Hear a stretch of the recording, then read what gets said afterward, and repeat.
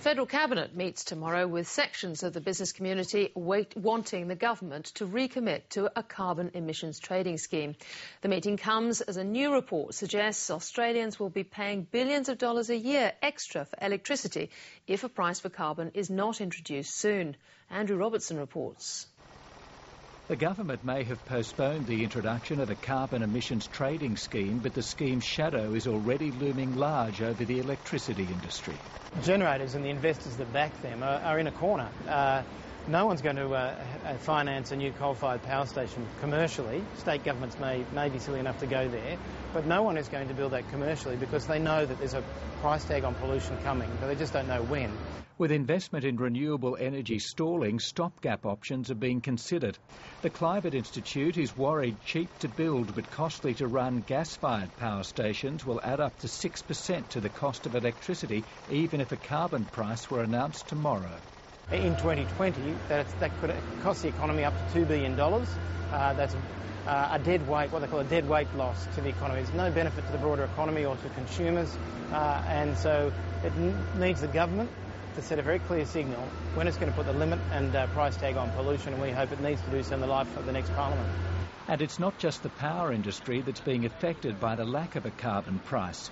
Fiona Wayne is the head of the business lobby group Environment Business Australia. She says all sectors are being hit as investors wait for the government to show some leadership. We're seeing investors from an Environment Business Australia's perspective, both domestic and international investors, saying we're not going to put money into Australia until we have confidence and we have encouragement from a policy framework setting. The investor group on climate change represents fund managers with over $600 billion. It says even basic investments, such as property, are being adversely affected by the lack of a price for carbon.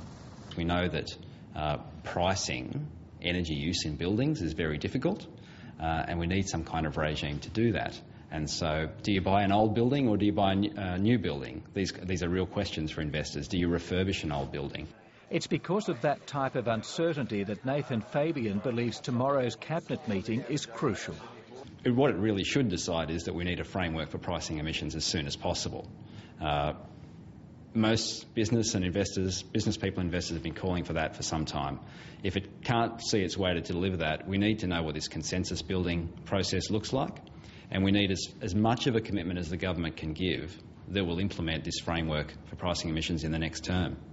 Environment Business Australia's Fiona Wayne believes fudging a decision tomorrow will have serious implications for the renewable energy sector in particular.